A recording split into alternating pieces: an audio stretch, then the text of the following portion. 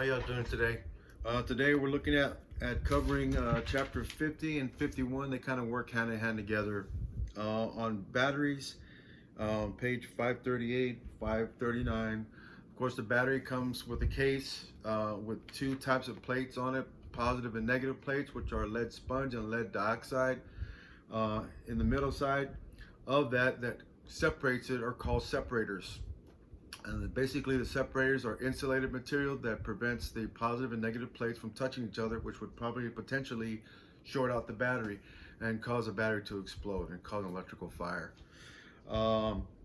Keep in mind that we have 6 cells in a battery at 2.1 volts per cell, which would equals 12.6 at rest, and that's what we should be seeing on a fully charged battery, by the way. Inside we have electrolyte, which is a combination of sulfuric acid and water that brings up a specific gravity of the battery. The specific battery gravity of the battery is 1.265 at a fully charged battery. And what that does for us, it tells us that we have a good combination and mixture of 60-40 mixture of sulfuric acid and water. So typically on that, batteries also vent out. You know, they do have vents in them where if there's too much pressure, obviously above 80 degrees or 85 degrees, then we start accumulating pressure internally in the battery, and we have little vents that come out. So as the battery temperature rises, pressure inside in the internal battery increases. Now we're going to have a situation where some of the vent tubes are going to have to be present in order to the battery to vent out some of the gases. And typically when they vent up, and therefore we normally see over a period of time a little bit of acid buildup on the terminals and the cables. What's normal is a little bit of that to happen, not too much where we get a whole bunch of corrosion. So if we do have excessive corrosion, that means we have a charging system that's overcharging the battery and causing an issue with that. Batteries, of course, they come in cold cranking amperage. There's a couple of things that you're going to be required to know. CCA, which is cold cranking amperage, is the amount of amperage that a battery can supply on a vehicle at 0 degrees Fahrenheit there. And what that does, of course, the higher the cold cranking amps, the more expensive the battery is, the better the battery is, by the way. So just kind of remember that.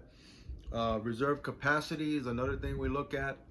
And what reserve capacity does for us is it gives the battery amount of minutes it can produce, amount of amperage in the event that we have a failure within our charging system. So in other words, when the alternator is not charging the battery fully, the battery is handling all the electrical loads on the car. So therefore the battery itself has a reserve capacity rating in number of minutes that it can continue to allow the vehicle to run before it completely shuts the vehicle off and dies. In this case, it's a pretty good thing to have as a backup, but it's only until you get the alternator charging system replaced if there's a problem with the alternator. So just kind of keep that in mind. Group sizes in the battery, we have different types of sizes of batteries. They're called by group numbers. A 34 to 78 is a combination top post, side post mounted terminal. You've got 35 and 65, which are all top post mounted terminals. And then you have 75 and 78, which are going to be side post mounted terminals. Now, typically now the way we see it in a lot of dealerships, they're going away with the side post mounted terminals because of a lot of problems with connection issues. So now they're actually going with top post mounted terminals. Typically 35 and 65 are the group numbers for those batteries that we'll see on a lot of late model batteries. On chapter 51, it's a good chapter to go into battery servicing and testing. Again, we have symptoms with a weak battery, lights are dimming, or we're having a problem with low cranking, RPM. We need to check the type of battery we have and check the specific gravity of the battery. And actually we're doing an open circuit voltage test with a multimeter, which you can do in there by placing your multimeter in volts DC and going across the positive and negative terminals and read what your voltage should be, or what it is. It should be 12.6. But if it's below that, then we have some problems with the battery, and we can do another test called a battery conductance test. Which what that will do for us there is that once you input the cranking amps into the unit or the tester, then it'll load the battery at half the cranking amps for us. And that determines to see whether or not the battery needs to be recharged or replaced. Typically we have a VAT 40, VAT 45 over at the school where we would be able to do that as a demo. And what it'll do for it, once you program the cranking amps on the vehicle tester, it'll load test it at half the cranking amps, okay? And it'll tell us if it's a good battery or a weak battery or it needs to be replaced, basically. Again, the battery voltage test, while it's at rest, should be 12.6. When you start the vehicle up and the charging system kicks over, as it should read between 13.6 to 14.2, okay? Typically, that's a good range. So if it's not in that range, or if you're showing battery voltage while the vehicle is running, then we have an open circuit issue between the alternator's output and the battery. So now we have to do some electrical testing on that, which we'll cover that a little bit later. Anytime we have to jump start a vehicle, remember we also have to check the connections, make sure the connections are tight and they're not loose, because if we jump start a vehicle with jumper cables or a battery pack, we run the risk of initiating a spark and a battery exploding in your face. So we want to make sure you grasp the cables at the terminals vigorously, and if you can move it, they need to be tightened up before we attempt to jump start a vehicle. And that's if you're at the house, where your work environment. You go to a Walmart and somebody's battery's dead and they ask you to jump start their vehicle.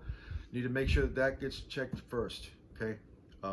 I've seen a battery explode in front of a Walmart area where somebody went to go and help another person jumpstart their vehicle, and as soon as they started up, boom, the battery exploded. So more than likely what happened was the battery temperature was high, there was a loose connection. As soon as they hooked up the cables and initiated to crank the engine over, a spark generated, and it was just enough just to cause an explosion. So kind of be mindful and careful with that, okay, when you're doing that. A couple of things that can also cause a battery to drain. There's parasitic loads that take place that can happen if a dome light is staying on, if a glove box light is staying on, a trunk light on, a hood lamp on. That can cause, even with the key off, the battery to drain. The other one that's kind of is a phantom drain that we see quite a bit is the alternator charging system, the diodes themselves. If the diodes stay energized, even with the key off and out, it will drain the current from the battery. So we typically can check that out pretty simply by hooking up your multimeter across the battery. If the voltage is low and is dropping, then disconnect the output of the alternator carefully. And if that voltage reading goes up back to 12.6, your problem is in the diodes on the alternator. So then the alternator obviously would have to be replaced and then recheck it afterwards. So when you do a parasitic drain test, typically you're going to want to do that with in series on amps with the key off. Nothing should be on. And whatever, if it's above 30 milliamps, we're going to go ahead and start pulling fuses out. And once we get to the fuse that we pull and the reading drops, that's the circuit that's causing an issue. And like I said, typically those areas that we talked about that can cause a parasitic drain, excessive drain, we need to check for, because more than likely something is staying on even with the key off of the vehicle. Okay.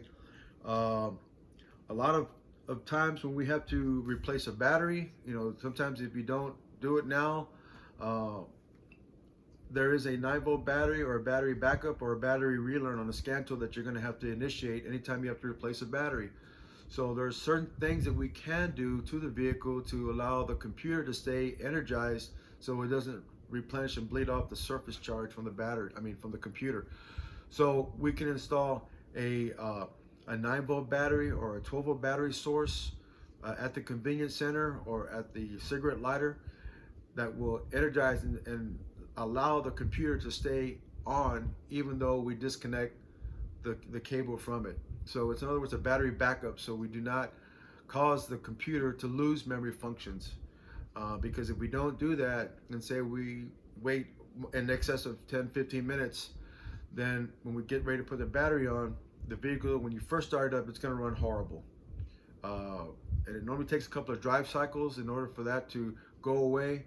The vehicle will run rich, which means more fuel. The computer's trying to wake up and get all the inputs again from all the sensors.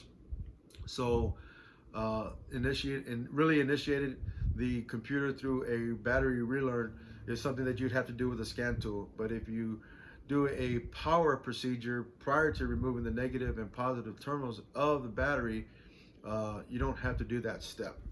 So I know page 554 and 555 kind of covers that quite a bit there. So that would be something that we would be able to do in the shop, but obviously we're not going to be able to do that at this point. But I will have a couple of demo videos for you guys to kind of look at. So that'll be coming up pretty quick here. You guys be safe and have a good day.